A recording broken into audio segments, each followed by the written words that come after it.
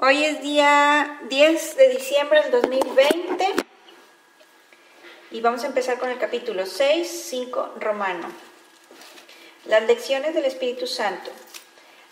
Antes de empezar, hay que aclarar este tema que tiene como que 3 incisos. O sea, vamos a ver como si fuéramos a ver una especie de introducción y luego vemos un inciso A y luego un B y luego un C. Entonces, hagan de cuenta que el tema es bastante muy largo porque está compuesto de 3 incisos. Entonces, probablemente nos conviene que en las próximas clases, en lugar de ver libro de ejercicios, veamos el libro de texto para que podamos terminar estos temas antes de que luego llegue hasta enero, porque si no, no vamos a saber ni en qué nos quedamos o de qué estábamos hablando, porque pues lleva una continuidad, ¿sale? Muy bien, vamos a ver. Dice, las lecciones del Espíritu Santo. Como cualquier buen maestro, el Espíritu Santo sabe más de lo que tú sabes ahora y solo te enseña para que llegues a ser igual que Él. Ok, aquí tenemos algo súper fuerte porque nos está diciendo, solo te enseña para que llegues a ser igual que Él.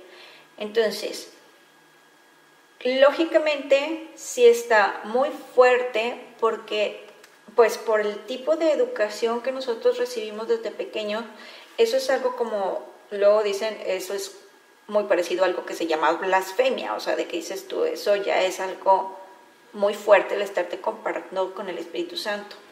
La cuestión es que, lógicamente, que si nosotros no estamos, digamos, identificándonos con nuestro verdadero ser espiritual y nos estamos identificando con un cuerpo, pues sí, lógicamente que no te das el permiso aún de pensar en grande, o sea, de que dices tú, Dios no crea cosas mediocres, crea grandeza, ¿sí me explico? Entonces luego dice, tú te enseñaste mal a ti mismo al creer lo que no era cierto. ¿No creíste en tu propia perfección? ¿Iba acaso Dios a enseñarte que habías fabricado una mente dividida cuando Él sabe que tu mente es íntegra? Lo que Dios sí sabe es que sus canales de comunicación no están abiertos a Él, lo cual le impide impartirles su gozo y así saber que sus hijos son completamente dichosos. Muy bien, tenemos esto. Te dice, tú te enseñaste mal a ti mismo. O sea, para empezar, tú te enseñaste mal a ti mismo. Y tú vas a decir, no, me enseñaron. Y te van a decir, bueno, pero fue elección que tú lo creyeses o no. ¿Sí? Y hace mucho que empezamos a ser adultos como para tomar nuestras propias decisiones y saber qué era lo que queríamos aprender o qué era lo que queríamos aceptar. Luego te dice, ¿iba acaso Dios a enseñarte que habías fabricado una mente dividida cuando Él sabe que tu mente es íntegra? Entonces, nosotros muchas veces nos estamos pues hablando a nosotros mismos de que somos simples mortales y bla, bla, bla, bla, bla, bla, bla, bla, bla. Y lo que te están tratando de decir es, o sea, ya ve poco a poco dejando esas creencias y que llegue un punto en el que puedas aceptar la verdad de Dios para contigo. No es la verdad de alguien que no es Dios. O sea, te están diciendo simple y sencillamente es lo que Dios creó de ti y lo que Dios quiere que tú sigas siendo, ¿sí? Pero para que tú puedas ser eso, necesitas creer que sí lo eres. ¿Estamos? Luego dice, el dar de su gozo es un proceso continuo. Esto estamos hablando del Padre. El dar de su gozo es del Padre. Está con mayúsculas. Es un proceso continuo, no en el tiempo, sino en la eternidad. La extensión de Dios, aunque no su compleción, se obstruye cuando la filiación no se comunica con Él cual una sola. Así que Dios pensó, mis hijos duermen y hay que despertarlos. Ok, desde el principio que empezamos a ver el libro de textos, estaban haciendo referencia a Adán, de que decía en la Biblia dice que Adán cayó en un profundo sueño, pero nunca dice que haya despertado. Y ahora te vuelven a hacer mención de que seguimos dormidos, ¿ok? En el sentido de que no nos damos cuenta de quiénes somos y el poder que está en nosotros, que viene siendo el poder de Dios, ¿sale? Entonces, ¿cómo es que despertarlos? Hay un pedazo, a lo mejor ahorita lo vemos más adelante, no sé si está aquí más adelante, que dice, mi nacimiento en ti es el despertar a tu grandeza. Habla, haz de cuenta, diciéndote como el nacimiento de el Cristo en cada uno de nosotros. Cuando nosotros estamos llegando a las páginas en donde hablan de la Navidad, pues lógicamente en Navidad se refieren a un nacimiento y te dice, mi nacimiento en ti es el despertar a tu grandeza. Entonces, cuando nos hablan aquí de que estamos dormidos y de que vamos a despertar, ¿a qué es a lo que estamos despertando? Al conocimiento o al darte cuenta de tu propia grandeza. Ese es el despertar que estamos buscando. ¿Ok? Entonces te dicen, cuando tú despiertas y te das cuenta de tu grandeza, esa es tu natividad, ese es tu renacimiento. ¿Sí me explico? ¿Sí?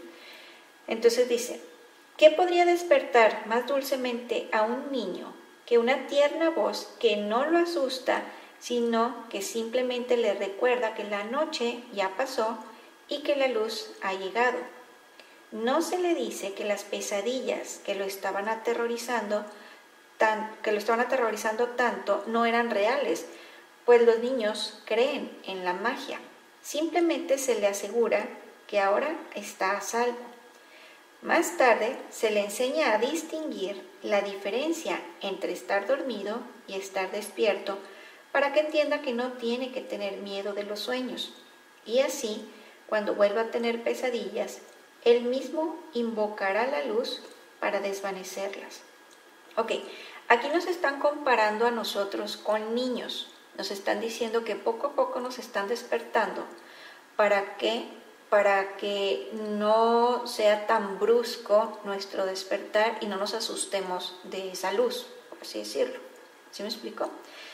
Y luego te dice, un buen maestro enseña mediante un enfoque positivo, no mediante uno negativo. No hace hincapié en lo que tienes que evitar para escapar de lo que te pueda hacer daño, sino en lo que tienes que aprender para ser feliz. Ok, chéquense esto. Te dice, un buen maestro enseña mediante un enfoque positivo, no mediante uno negativo. Cuando yo empecé a canalizar, los ángeles me decían, ¿cómo puedes saber cuando hay un ser de luz o que te está guiando, que te está pues pasando mensajes que sí sean de luz? Y te dice, un ángel nunca te va a dar mensajes que te asusten, nunca te va a dar mensajes que te hagan sentirte condicionado, o sea, tipo de que si no haces esto, va a pasar lo otro. Si no haces aquello, entonces va a pasar aquello. ¿Sí? Entonces te dicen, los ángeles jamás te van a hablar de esa manera. O sea, un ser de luz jamás te va a estar diciendo como si fuesen amenazas. ¿Sí me explico? De que tienes que, porque si no va a pasar esto otro. Entonces, esto que están diciendo aquí va muy, muy de la mano con lo que a mí siempre me han dicho. Que el maestro nada más te dice, enfócate en esto positivo. Nada más enfócate. Tú nada más hazlo. Y te dicen, no le pongas atención al otro. Tú nada más haz esto. ¿Sí? Y aquí te dice luego, no hace hincapié en lo que tienes que evitar. Y así hacen ellos. No hacen hincapié en que tienes que evitar esto y hacer esto. No, nada más ellos te dicen, enfócate aquí. Deleítate en esto. Aprecia esto. Ponte en agradecimiento. Manda bendiciones. O sea, te hace a un lado completamente todo lo negativo y nada más te enfoca en lo positivo. Y haciendo referencia también a la ley de la atracción, te van a decir exactamente lo mismo. Nada más te van a decir, tú mantente en apreciación, tú mantente en agradecimiento, tú mantente enfocado en las cosas maravillosas de tu vida. Tú mantente. O sea, ellos no te dicen, no esto, no lo otro, no aquello. No, ellos nada más te dicen lo que sí te conviene hacer. ¿Sale? Pero no te andan, digamos, como amenazando de que si haces esto, te va a pasar lo otro. No, ellos no se enfocan de esa manera, ni sugieren, ni hacen comentarios de ninguna clase de esa manera. Ellos nada más te dicen, hazle así, hazle así, hazle así, hazle así. ¿Sí me explico? Y esto, como lo estamos viendo aquí en este pedazo, te están hablando igual que en la ley de la atracción, o sea, va de la mano, de que te dice, un buen maestro enseña mediante un enfoque positivo, no mediante uno negativo. No hace hincapié en lo que tienes que evitar para escapar de lo que te puede hacer daño, sino en lo que tienes que aprender para ser feliz. Piensa en el miedo y en la confusión que un niño experimentaría si le dijeran, no hagas eso porque es muy peligroso y te puede hacer daño, pero si haces esto otro, no te harás daño, estarás a salvo y no tendrás miedo. Definitivamente es mucho mejor usar tan solo 3 palabras. Haz solo esto.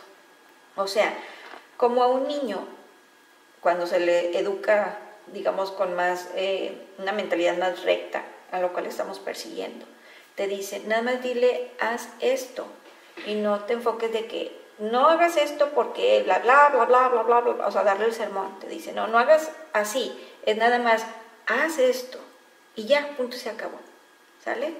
Luego te dice, esta simple afirmación es perfecta, inequívoca y muy fácil de entender y de recordar.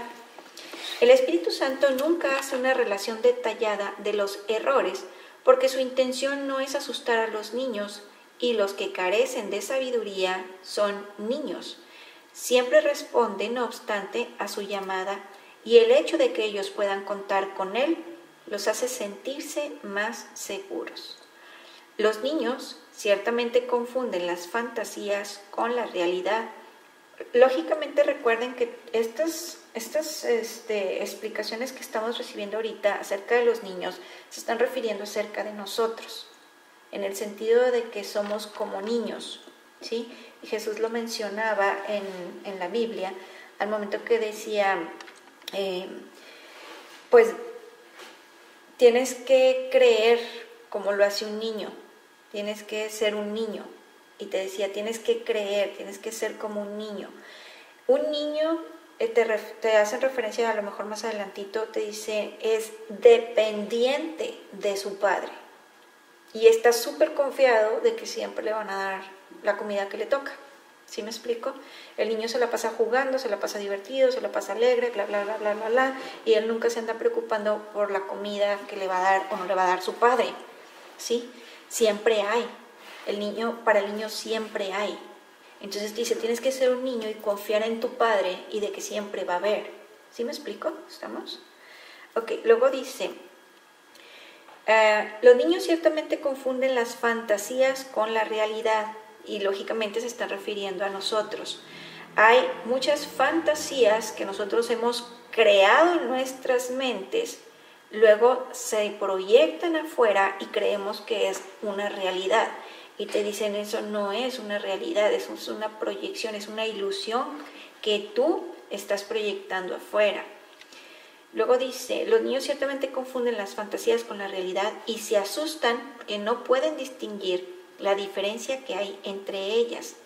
El Espíritu Santo no hace distinción alguna entre diferentes clases de sueños, simplemente los hace desaparecer con su luz. Su luz es siempre la llamada a despertar. No importa lo que hayas estado soñando, no hay nada duradero en los sueños, y el Espíritu Santo, que refulge con la luz de Dios mismo, solo habla el nombre de lo que perdura eternamente.